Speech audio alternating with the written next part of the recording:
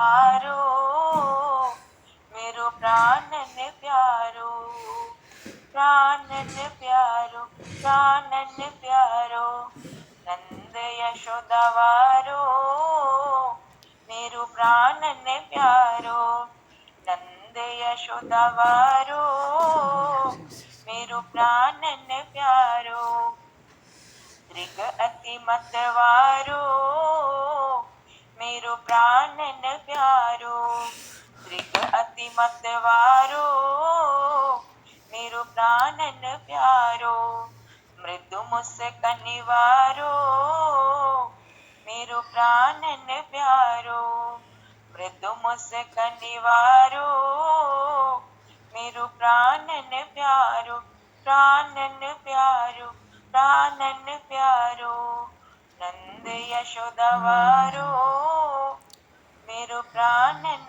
प्यारो, नंद यशोदा वारो मेरो प्राणन प्यारो, पीतांबर धारो मेरो प्राणन प्यारो, पीतांबर धारो मेरो प्राणन प्यारो, कटि कछनी धारो मेरो प्राणन प्यारो, कटि कछनी धारो मेरो प्राणन प्यारो, प्राणन प्यारो, प्राणन प्यारो, प्राणन प्यारो, प्राणन प्यारो, नंद यशोदा वारो मेरो प्राणन प्यारो, नंद यशोदा वारो मेरो प्राणन प्यारो, गति अति मतवारो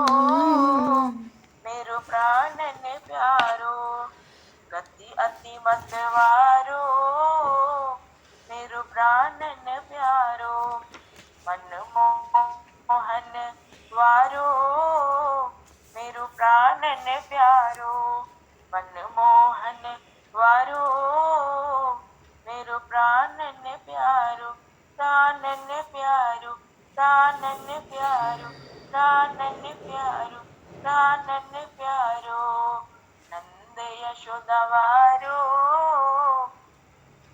मेरो प्राणन प्यारो, नंद यशोदा वारो मेरो प्राणन प्यारो, ओ नंद यशोदा वारो मेरो प्राणन प्यारो, वापे तन मन वारो मेरो प्राणन प्यारो, वापे तन मन वारो मेरो प्राणन प्यारो, गोपियन दृग तारो मेरो प्राणन प्यारो, गोपियन दृग तारो मेरो प्राणन प्यारो, प्राणन प्यारो, प्राणन प्यारो, नंद यशोदा वारो मेरो प्राणन प्यारो, नंद यशोदा वारो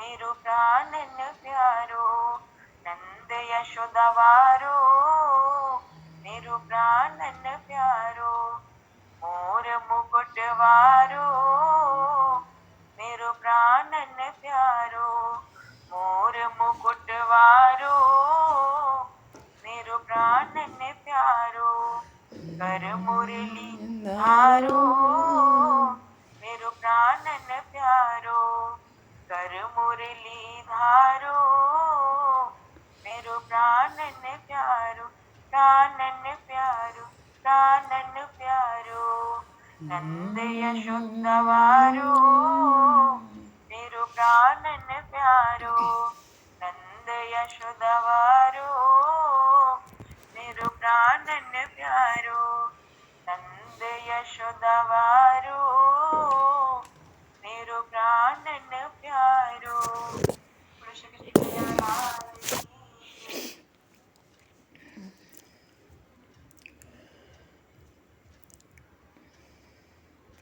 हरिशरण।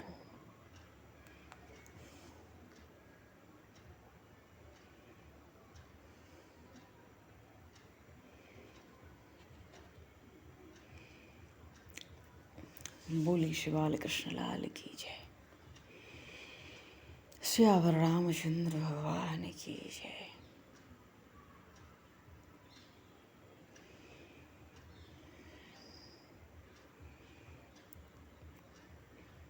श्री गौरी शंकर भगवान की जय। श्री बांके बिहारी लाल की जय। श्री वृंदावन प्रेम धाम की जय। सब संतन की जय, सब भक्तन की जय, समस्त वैष्णवन की जय, समस्त पूर्वाचार्य चरणन की जय, समस्त संप्रदाचार्यन की जय, समस्त ब्रजवासन की जय, समस्त विप्रन की जय, सतगुरुदेव भगवान की जय। गंगा मैया की जय, जमुना मैया की जय, सरजू मैया की जय, गौ माता की जय, तुलसी माता की जय, पृथ्वी माता की जय, काशी महारानी की जय। जय जय श्री सीताराम, जय जय श्री राधेश्याम। नमः पार्वती पते, हर हर महादेव।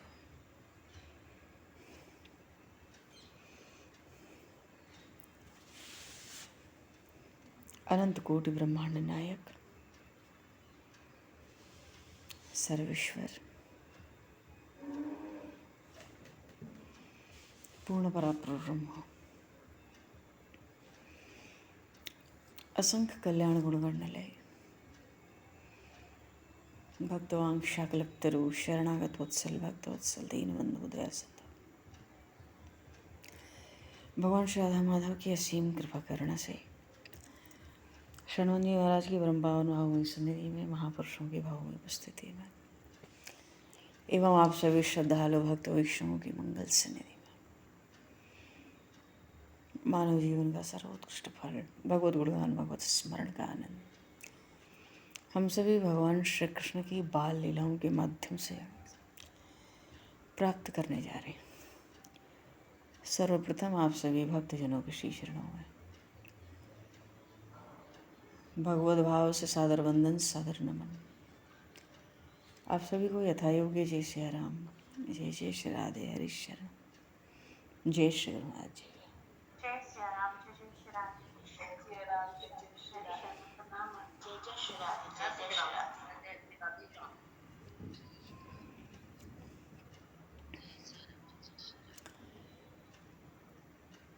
जय।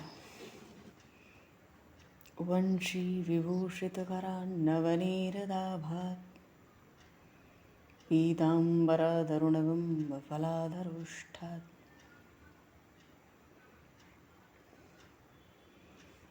पूर्णेन्दुसुन्दरमुखादरविन्दनेत्रात्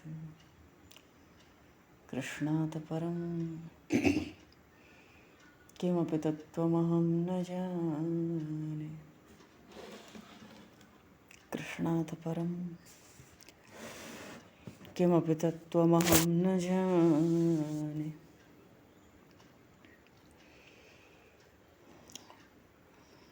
हरिशरण।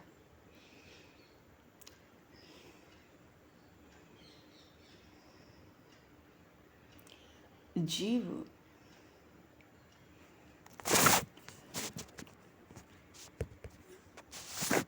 भगवान के साथ एक हो जाए,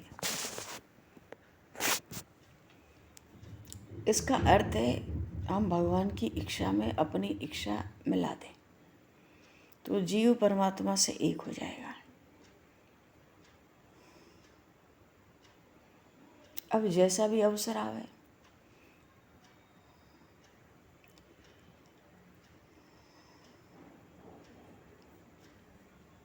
वैसे भी सब काम भगवान की इच्छा से ही होते हैं।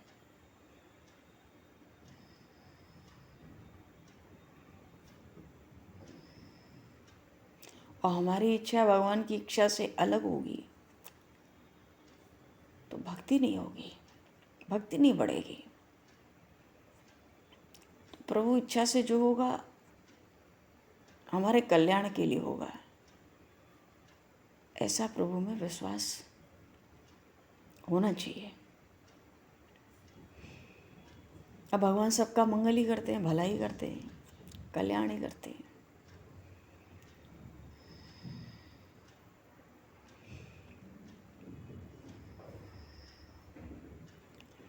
परिस्थिति कितनी भी प्रतिकूल हो, पर भीतर ये निष्ठा रहे, जो प्रभु को पसंद है वो हमें पसंद है। तो मन से भगवान के साथ ऐसी एकता हो जाए तो भक्ति ज्ञान सब बढ़ता है, देह का अभिमान घटने भी लगता है।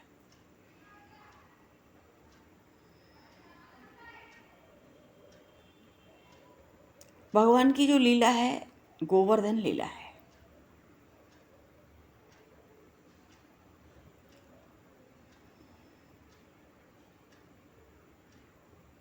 हम चाहें जीवन में भक्ति बढ़े तो भगवान से एक होना है, एक होना चाहिए। तो जैसी भी परिस्थिति हो, जैसा भी अवसर हो, हम प्रसन्न भी रहें और वो हमारे कल्याण मंगल के लिए ही आई है, इसमें भी बढ़िया, इसमें भी दृढ़ निष्ठा हो।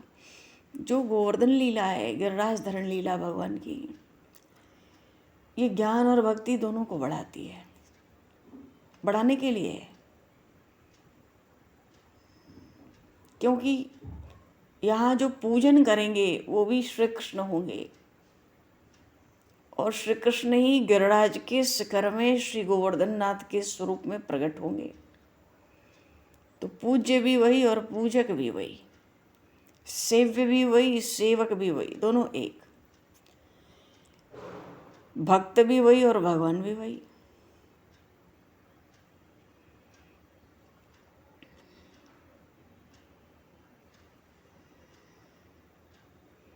तो जब तक जीव एक नहीं हो जाएगा, उसका ज्ञान भक्ति सब नहीं बढ़ जाएगा, तो रासलीला तो होती नहीं। इसलिए गोवर्धन लीला के बाद ही रासलीला है, पहले गोवर्धन लीला आती है। भगवान श्री कृष्ण 7वें वर्ष में प्रवेश किए हैं। 7वें वर्ष पर श्री गिरिराज धरण लीला हुई है। बोलिए श्री गिरिराज महाराज की जय। भगवान अपि तत्रैव बलदेवेन संयुतः। नंद बाबा हर वर्ष देवराज इंद्र का यज्ञ करते थे। यज्ञ की तैयारी होने लगी, 7 वर्ष की अवस्था है। वो श्याम सुंदर नंद बाबा से पूछते हैं, बाबा काहे बात की तैयारी कर रहे हो बड़ी जोर शोर से? नंद बाबा ने कहा, बेटा इंद्र तो सब देवन को राजा है, तू तो जाने। तो वाहे इंद्र को प्रसन्न करने के लिए हम सब यज्ञ करें। जब इंद्र प्रसन्न हो गए तो लाला बरसात हो गए। बरसात हो गए तो हमारे ब्रज में अन्न पैदा हो गए। तो या बरसात को आधार देवराज इंद्र है। बरसात हो गए तो हरी हरी घास हो गए, हमारे जो गौधन है वो सुख से आनंद से अपना पेट भरे, हमें भी अन्न मिले बरसात से। वस्तुतः भगवान श्री कृष्ण ने ये लीला उन देवराज इंद्र के गर्व को, अभिमान को चूर करने के लिए लीला की। वो नंदनंदन नंद बाबा को समझाते हैं, बाबा आप देवराज इंद्र की पूजा करो, सो ये तो हमें पसंद है, क्यों मैं भी इंद्र को मानूं। पर बाबा आप जो ये कहो ना कि इंद्र तो सब देवन को राजा है, ये बात ठीक ना है। बाबा मैंने तो सुने है, जो पुण्यात्मा मनुष्य 100 अश्वमेघ यज्ञ कर सके वो इंद्र बन जाए।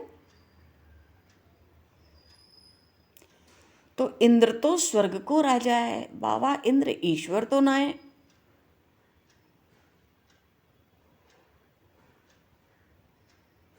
बाबा जिसने या इंद्र को स्वर्ग को राज्य दियो है,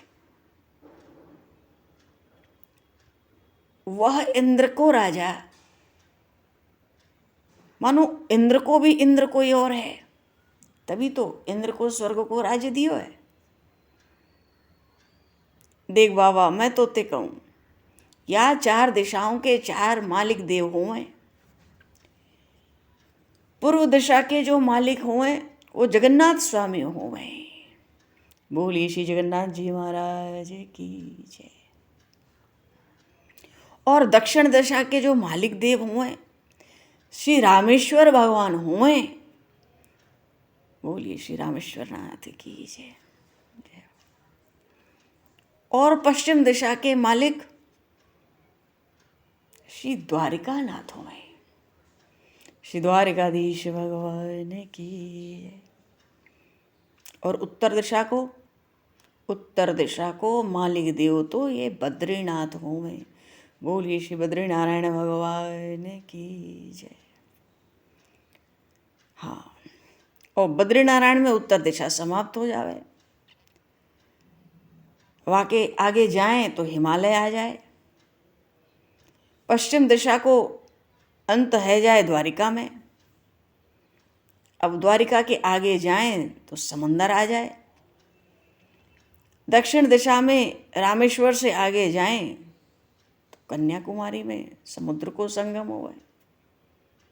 समुद्र तो एक जगह मिलते हैं, तो वहाँ दक्षिण दिशा समाप्त है जाए। पूर्व दिशा की समाप्ति जगन्नाथपुरी में होती है। मानो चारों दिशाओं के 4 मालिक देव हैं। कन्हैया लाल कहना चाहते, देखो बाबा, हमारा ये जो गोवर्धन नाथ है ना, सब देवों का राजा है। इंद्र को स्वर्ग को राज्य देने वाला हमारा गोवर्धन नाथ ही है। सो बाबा, आप इनकी पूजा करो। आप तो अनेक वर्षों से इंद्र की पूजा कर रहे हो। कहा इंद्र ने आपको कभी दर्शन दियो है? बाबा ने कहा, हाँ कन्हैया, हमें इंद्रदेव को दर्शन तो कभी ना हुए।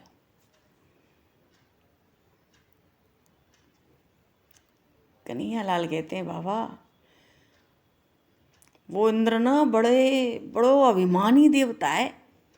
आपके अनेक वर्षों से पूजा करने पे भी दर्शन नहीं दियो, और मेरे गोवर्धन नाथ की पूजा करो तो ये तुमको अवश्य दर्शन दे देंगे। कन्हैया, तो कैसे पतो? बाबा, मोए उन गोवर्धन नाथ के दर्शन हुए। बोलिए श्री गणराज महाराज की। देखो, पूर्ण परात्पर ब्रह्म है, गिरिराज महाराज का पूजन कराना चाहते हैं। और अपने बाबा तो ब्रजराज हैं। अगर बाबा को मना लिया तो ब्रज मान गया, राजा हैं ब्रज के।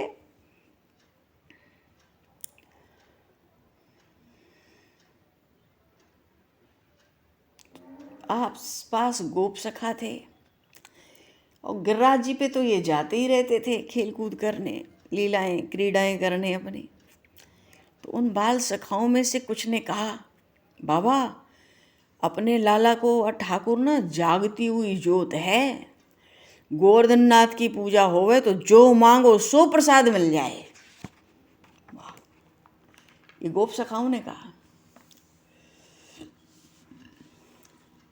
तो नंद बाबा ने कहा कि देखो लाला, गोवर्धन नाथ की पूजा करने में कोई हर्ज ना है, पर यदि इंद्र नाराज हो गया तब कहा होगा। कन्हैया ने कहा, बाबा, इंद्र नाराज होकर हमारा कहा बिगाड़ेगा? हमारे गोवर्धन नाथ है, सबकी रक्षा करेंगे, किसी का बाल भी बांका नहीं होगा। इंद्र अभिमानी है और गोवर्धन नाथ जरा भी अभिमानी देव नहीं।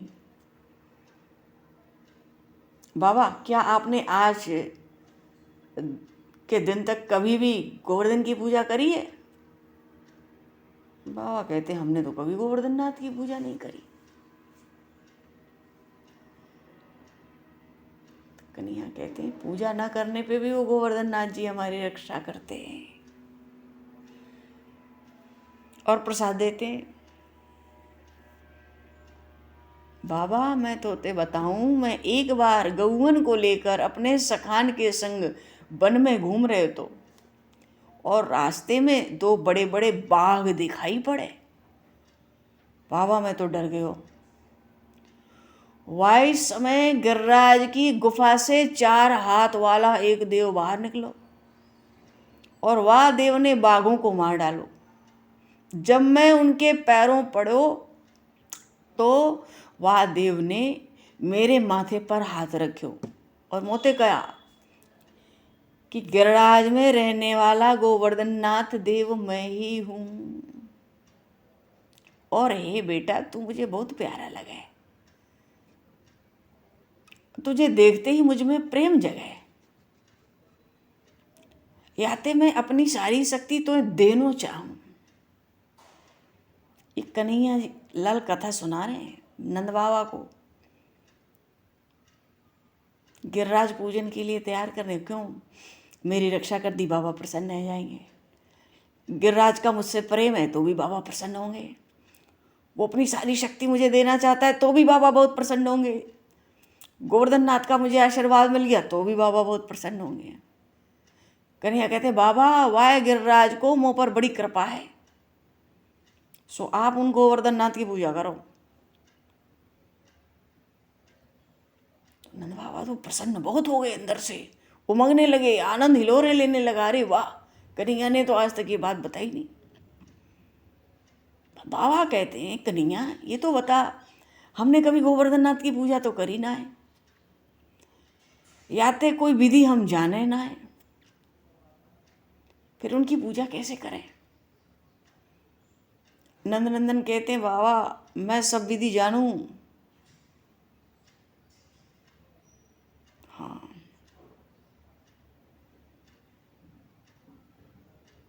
मैं तो बहुत बड़ो अन्नकूट करनो है बाबा, वादिन सारे गांव को भोजन करानो है, प्रसाद देनो है। बाबा मैं साची साची कहूँ, मेरे ठाकुर जी किस प्रकार भोजन करे ना, वादिन तुम सबरे को दिखाऊंगा। तुम सबरे आ जाना व्रज के, सबको एक साथ दिखा दूंगा। अब ये बात सुन के तो भाई सब राजी हो गए, सहमत हो गए, और बड़ी सुंदर सुंदर भोजन सामग्री लाओ। कन्हैया सबको समझाने लगे, वो कहने लगे जिसके घर की भोजन सामग्री ठाकुर जी ग्रहण करेंगे ना गिरिराजनाथ गोवर्धन नाथ, उनके घर लक्ष्मी जी और अन्नपूर्णा जी अवश्य पधारेंगी, इसलिए बढ़िया बढ़िया पकवान बनाइए। तो ब्रजवासियों ने भी बड़ी पवित्रता से बड़ी सुंदर सामग्री भी तैयार की।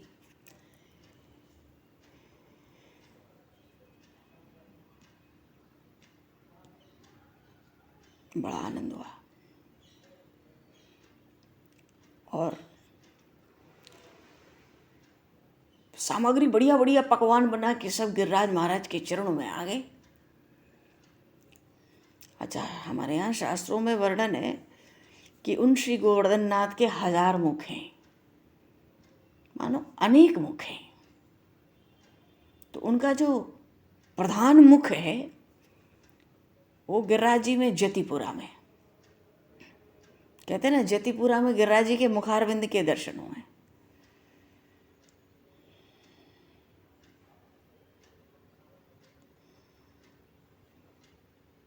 मथुरा से 20 मील जतिपुरा गांव है, और अभी भी सब वैष्णव सारे दिन ठाकुर जी का अभिषेक करते हैं वहाँ। शाम को गिरिराज जी का श्रृंगार होता है, इसके बाद प्रभु भोजन करते हैं। हम लोग भी मन से गिरिराज महाराज के दर्शन करें और मन से भावना भी करें कि उनके चरणों में बैठे हैं तो भी बड़ा पुण्य फल मिलता है। बोलिए श्री गिरिराज महाराज की। उनको जतिपुरा में वहाँ कहते हैं मुकुट गिरिराज, मुकुट गिरिराज के दर्शन, मुखारविंद के दर्शन।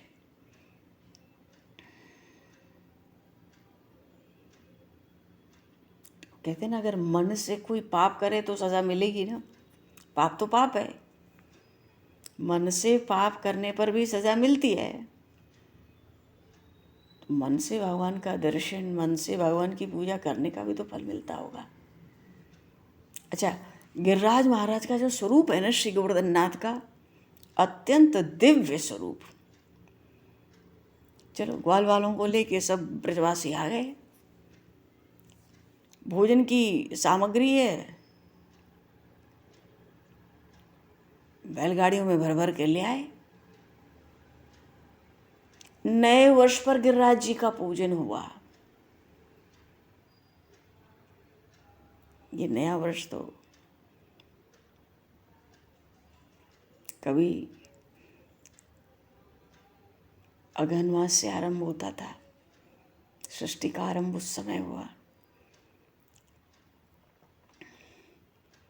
कभी गिरिराज पूजन से भी सृष्टि में नव वर्ष होता था। अब चैत्र शुक्ल प्रतिपदा से नव वर्ष होता है। अच्छा, ऐसा भी प्रसंग आता है कि नए वर्ष पर जब नया वर्ष आया उस दिन भगवान ने गिरिराज पूजन किया। चलो, भगवान श्री कृष्ण तो सभी देवताओं का सम्मान करते हैं, और जो सबको मानता है वो बड़ा होता है। तो जब गोवर्धन पूजा आरंभ हुई तो कन्हैया लाल कहते हैं, पहले गणपति महाराज की पूजा करनी पड़ेगी, बोलिए श्री गणेश जी महाराज की जय। ये तो विघ्न विनाशक है। तो भाई इतना बड़ा विघ्न पीछे क्यों आया? अरे आया तो आया, वो तो अभिमानी देव हैं इंद्र, पर उस विघ्न को विनाश करने वाले भी तो गणेश जी हैं, विघ्न विनाशक हैं। तो कन्हैया लाल कहते हैं पहले गणपति की पूजा होगी। गणपति पूजन के बिना गोवर्धन नाथ की पूजा नहीं हो सकती। गणपति महाराज विघ्न करता है, विघ्न हरता भी है।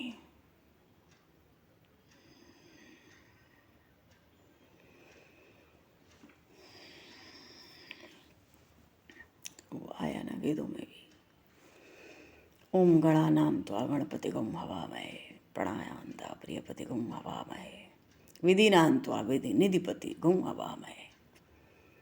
वेदों में भी, कहने का भाव है वेदों में भी भगवान गणेश की, गणेश जी महाराज की महिमा का बड़ा सुंदर वर्णन है, और पूजा भी उनकी सब करते हैं। फिर स्वस्ति वाचन भी होगा, इसके बाद गोवर्धननाथ की पूजा होगी। तो ब्राह्मण वेद मंत्र बोलेंगे, महर्षि शांडिल्य उनके शिष्य समूह और ऋषि मुनि सब तैयार हैं। अरे ब्रज में तो कौन लालायित नहीं है कि कब पहुंचे और झांकी का दर्शन हुआ है। जितने ब्रजवासी हैं बड़े प्रेम से प्रभु के नाम का कीर्तन करते जाते हैं और उन श्री गोवर्धन नाथ पर दूध से अभिषेक करते हैं। तो अभिषेक जब होता है तो सावधान रहना पड़ता है। क्यों?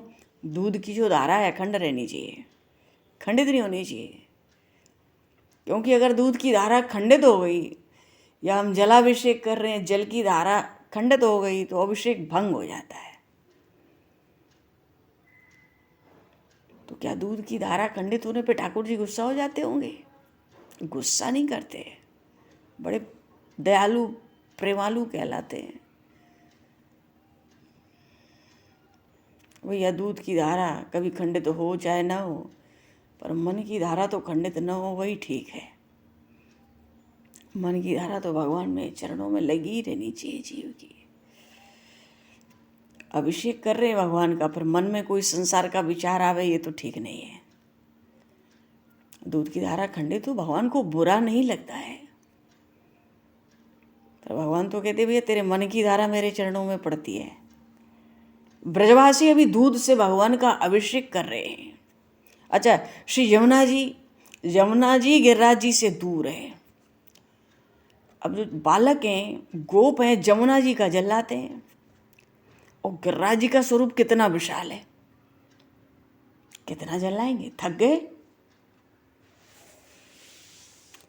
जल लाते लाते गोप बाल सखा थक गए। जमुना जी दूर हैं बहुत वहां से, और गिरिराज जी परिक्रमा आज भी सप्तकोशी है। अब तो गिरिराज जी बहुत घट गए, छोटे ही होते जा रहे हैं, रोज ही तिल के बराबर कम होते हैं। स्वरूप दिखता है सिमटता जा रहा है। अभी से 15-20 साल पहले दर्शन क्यों अभी करें तो भी अंतर मालूम पड़ जाता है देख के। चलो बालक थक गए, गोप थक गए।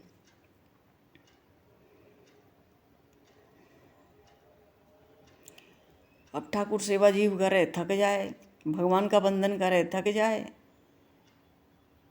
और फिर पीछे कह दे प्रभु हमारे हाथ से तो हो ही नहीं पा रहा है, भगवान को दया जाती है।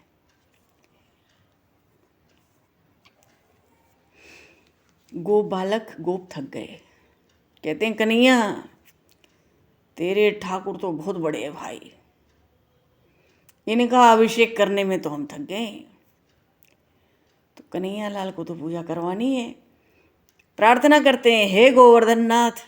अब देखो, अब ये झांकी कहाँ दिखे, देवता भी इन दृश्यों को देखने के लिए लालायित होते होंगे। स्वयं तो सच्चिदानंद घन पूर्ण परात्पर ब्रह्म है, हाथ जोड़कर उन गिरिराज को प्रार्थना कर रहे हैं, हे गोवर्धन नाथ अपने अंदर से गंगा जी को प्रकट करो। अरे भैया, प्रभु के कहने की देरी थी, उसी समय गिरिराज जी से कल कल कल कल करती हुई गंगा जी प्रकट हो गई। गंगा जी प्रकट हो गई तो उनको कौन सी गंगा जी कहते हैं? मानसी गंगा कहते हैं।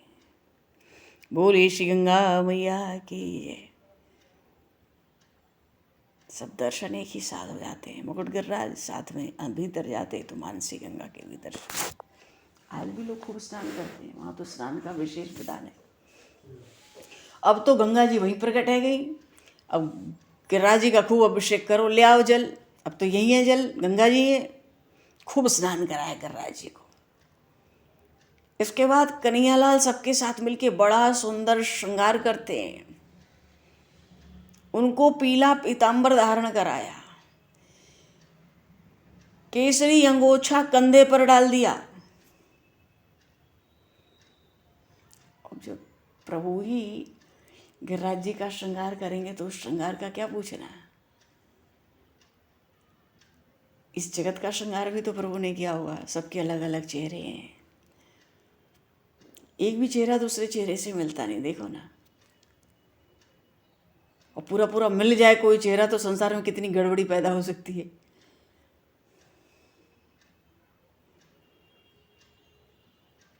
मोर का जो अंडा होता है सफ़ेद रंग का होता है, और उस अंडे में भगवान नए नए रंग कैसे कैसे भर देते हैं। मोर कैसा रंग बिरंगा भगवान ने बना दिया है। तो ये सारा जगत भी तो भगवान का ही सूचक है। सबसे बड़ा चमत्कार तो यही है जो भगवान ने ये सृष्टि बना दी, और आज वो श्री कृष्ण श्रृंगार कर रहे हैं। तो गोवर्धन नाथ भी बहुत प्रसन्न दिखाई दे रहे हैं।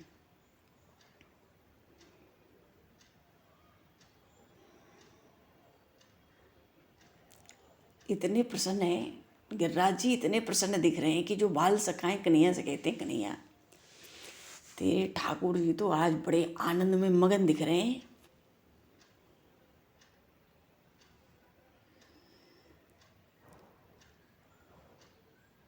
गोप सखा कहते हैं मुझे देख देख कर धीरे धीरे गाल में हंसते हैं, मैं देख पा रहा हूँ।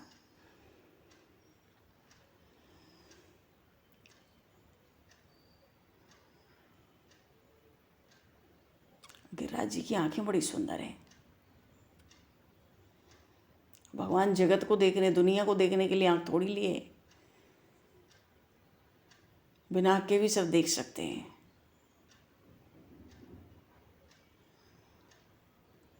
तो भगवान के नेत्र होते क्यों हैं? जीवों का आकर्षण करने के लिए।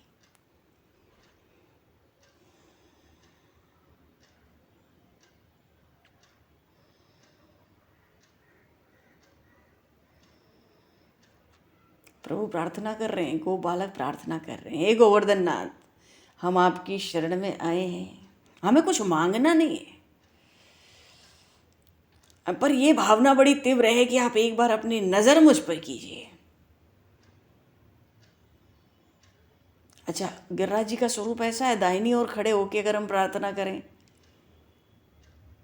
तो लगेगा भगवान के नेत्र दाहिनी ओर हैं, और अगर हम बाईं ओर खड़े हो जाएं प्रार्थना करें, गिरिराज महाराज को मनावें कि प्रभु हम तो शरण आए, आपने हमें बड़ा सुख दिया, हम उसके योग्य नहीं थे, पर मेरी बड़ी भावना हो रही है, बड़ा भाव रहा है, आप एक बार मुझ पर नज़र करें।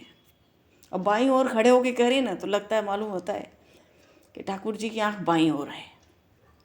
सामने खड़े हो जाओ, भगवान की नज़र सामने रहेगी। मानो गिरिराज जी इस तरह से नज़र देते हैं, आँख फराते हैं, अपने नेत्र डुलाते हैं। जब नज़र मिले तो फिर बहुत आनंद हो गए। अच्छा, गोप सखाओं ने कन्हैयालाल से कहा, कन्हैया ये बता, क्या तेरे ठाकुर जी तुझसे बात करें? कन्हैया कहता, हाँ, जो प्रेम से सेवा पूजा करें उनके साथ बातचीत करें। कभी कभी बोलें, रोज नहीं बोलते, कभी कभी। अच्छा, इतने में नंद बाबा ने गिरिराज जी को, श्री गोवर्धन नाथ को तिलक करने के लिए चंदन का कटोरा ले आए। कन्हैया ने कहा, ये कार्तिक का महीना है, इसलिए ठंडी अधिक पड़ती है, और चंदन का तिलक करोगे तो ठाकुर जी को मेरे ठंडी लग जाएगी। मेरे प्रभु बड़े कोमल हैं, उनकी सेवा बड़े प्रेम से करनी है। जब गर्मी बहुत पड़े तब चंदन से अर्चन करना चाहिए, अभी तो ठाकुर जी को ठंडक लग जाएगी। सब सहन कर लेते हैं, कुछ बोलते नहीं हैं, पर कन्हैया कहता, बाबा अब चंदन की अर्चना अभी मुझे पसंद नहीं है। गो बालकों ने पूछा, कन्हैया ये बताओ फिर क्या हम कुमकुम से तिलक करें? हाँ, कुमकुम का तिलक अच्छा होगा, लेकिन भैया तुम सब अगर कुमकुम का तिलक करोगे तो कुमकुम तो ठाकुर जी के नाक पर पड़ेगी, और बस जब श्वास लेंगे तो वो कुमकुम भीतर चली जाएगी, फिर हमारे ठाकुर को, गोवर्धन नाथ को छींक आ जाएगी। फिर नंद बाबा ने कहा, कन्हैया तू किसको समझा रहा है भाई? क्या तेरे ठाकुर जी को छींक आती है? श्याम सुंदर कहते हैं, बाबा आप इनको क्या समझते हो? नंद बाबा कहते, भाई हम इसमें कुछ नहीं जानते, हम तो केवल इतना ही मानते हैं कि एक ऊंचा पहाड़ है। अरे बिगड़ गए श्याम सुंदर, रुष्ट हो गए। आज तो आपने कहा सो कहा, फिर आगे ऐसे मत कहना। क्या हम सब कोई पहाड़ की पूजा करने आए हैं? पूजा कोई जड़ की होती है? अरे पूजा तो चेतन की होती है। बाबा ये जो पहाड़ के जैसा स्वरूप है ना, ये ठाकुर जी का भौतिक स्वरूप है, पर इस भौतिक स्वरूप में ठाकुर जी का आध्यात्मिक स्वरूप भी तो विराजमान है। मेरे जो भगवान है ना, इनके 4 हाथ हैं, और कभी ये प्रत्यक्ष प्रकट भी होते हैं। बाबा हम किसी पहाड़ की पूजा करने यहाँ नहीं आए, ये तो हमारे प्रत्यक्ष परमात्मा है। हमारे ठाकुर जी के नाक से श्वास निकलती है, उनकी परीक्षा आप कर सकते हो, जिससे आपको विश्वास हो जाए। कन्हैया ने थोड़ी मस्करी सी की, मजाक सा किया। तो क्या किए, अपना एक स्वरूप तो नंद बाबा के पास रख दिया, और अपने दूसरे स्वरूप से उन गिरिराज जी में प्रवेश कर गए। नंद बाबा ने नाक पर उंगली रखी तो नंद बाबा को मालूम पड़ा कि रे ये गिरिराज तो श्वास लेते से मालूम पड़ रहे हैं। नंद बाबा को बहुत आनंद हुआ। अरे कन्हैया तूने तो हमें बड़ी जागती हुई ज्योति दिखाई है, ये तो प्रत्यक्ष परमात्मा है, हम अभी तक इनको जानते ही नहीं थे। इतना आनंद हुआ। सब ब्रजवासी सोचते हैं अब तो कन्हैया के हाथ से ही इन गोवर्धन नाथ को तिलक कराया जाए, क्योंकि इसने ही इन परमात्मा के दर्शन कराए हैं। अब तो ब्रजवासियों के शंखनाद, घंटानाद सब शुरू हो गए, और उन्हीं नादों के बीच में उन श्री कृष्ण ने गिरिराज महाराज का तिलक किया। बोलिए श्री गिरिराज महाराज की जय। श्री नंदन श्याम सुंदर भगवान की जय।